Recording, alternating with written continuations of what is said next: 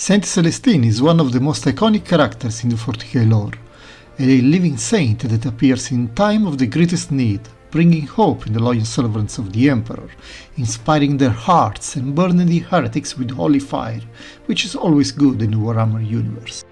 And, of course, such a personality could not escape a glorious representation as a JOYTOY figure. Is it up to the expectations? Let's find out.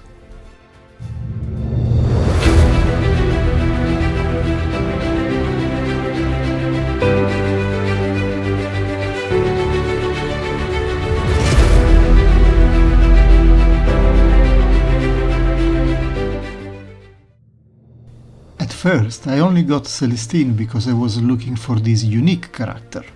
Then I found the Gemini Superior on sale and got her one. You never know.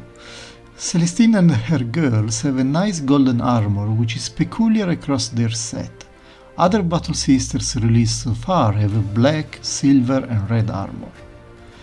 We have a nice sword with roses, I guess. Then the real differentiator, a winged backpack, long parchments and a transparent stand. In theory it will be an amazing display, but in practice we will see how this works. For sure the figure is designed for flying around your shelves and bring the Emperor light on the battlefield. The armor is mostly golden with some silver and metal inserts, but without much shading. It is not something that you will notice given how tiny the figure is. We have metal parts, especially these tubings around the body. The soft cape is pretty standard asset for the Sisters of Battle, so nothing new. The pauldrons are rigid, but you can still pose a T pose or close to it. The head has a great movement range, easy to move without being just flimsy. I love the warp-enhanced eyes, they really make the figure special and close to the common artwork representations. Same applies to the legs, gold painted without much more besides some silver decorations. They have the same articulations as other Battle Sisters, they can turn 90 degrees backwards just nicely, but their feet have no articulated point. The winged backpack is another great point. The wings are large and well made, they are white with some tiny shades in the recesses that really contributes to the final look as a living saint. The overall design is unique to Celestine and plugging it is quite easy. And in the end we have our angel inspiring loyal servants of the Emperor on the battlefield, and why not, burning his enemies to ashes.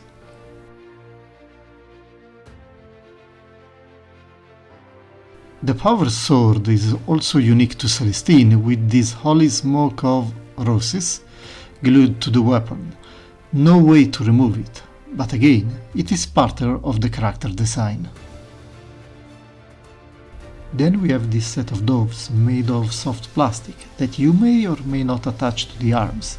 I like them. I think they fit the characters really well, and so this is something that I will use for sure. Finally, we need to attach the parchment. There is a small hole in the cape where you can plug the peg. It stays there unless you pull it on purpose, but may, on occasions, just fall off because maybe you pose the figure in a way that the weight is too much. But in the end, you have a very long dual strip that really makes sense only if you pose Celestine on the flying stand. But why would you do differently? Putting everything together and making her fly, and you have a very distinct figure from the usual that you collect from JOYTOY. First of all, she flies, then she has wings, and she also has this living saint aura that is perfectly captured by JOYTOY. I attach the pincers between the body and the backpack so that the stand is hidden as much as possible. It works well, in my opinion. Yet, trying to find the right pose that works for you will require some time, balancing what you want to do and what the stand allows you to do. But I believe that in the end we got a great representation of the living saint that was one of the main protagonists during the fall of Cadia, the resurrection of Guilliman and other events in the lore. That is enough for me for deciding to get and add her to my collection. Let me know if you got her for the same reasons and what do you think about the figure in the comment sections below.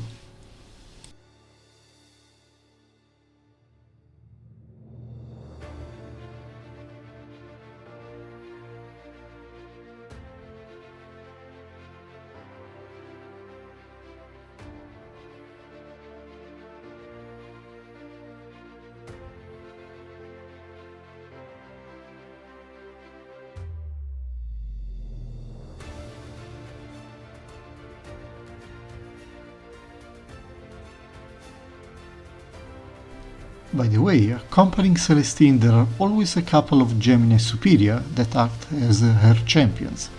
I only got one since the figure was on sale and I was not really going to get them both, and to be honest, they are not much different from each other.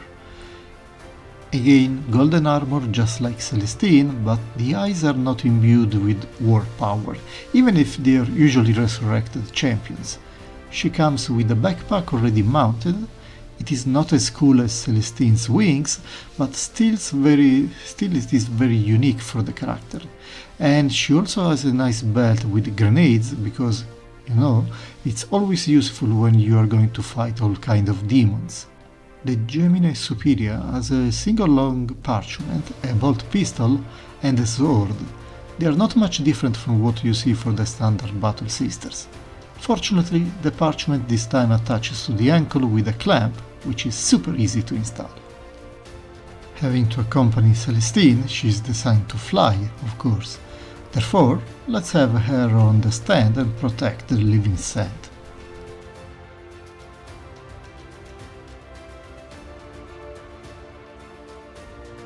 In the end, I am quite happy about getting both Celestine and Gemini Superior. I'm seriously thinking of getting the other one too and complete the trio, especially because once you put Celestine, the Gemini Superior and a group of battle sisters, you have a great display of figures. And I also get an opportunity for displaying the Order of the Martyr Lady, my favorite set of battle sisters, that I never had a chance to review on the channel.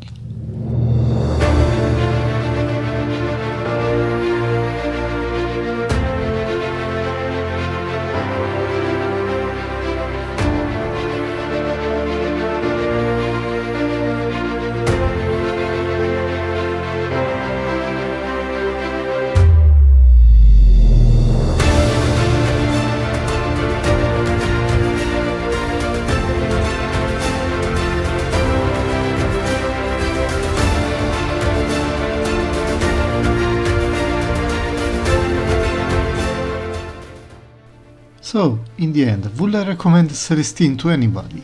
She's a unique character and a very peculiar one. She definitely strikes a presence on the shelf. For the Gemini Superior, it depends on how much you are into collecting the Battle Sisters, or if you want the complete Celestine set, no matter what. All in all, I would strongly recommend to get her. Well, that's all that I have to say. Have a nice rest of the day and don't forget to like and subscribe.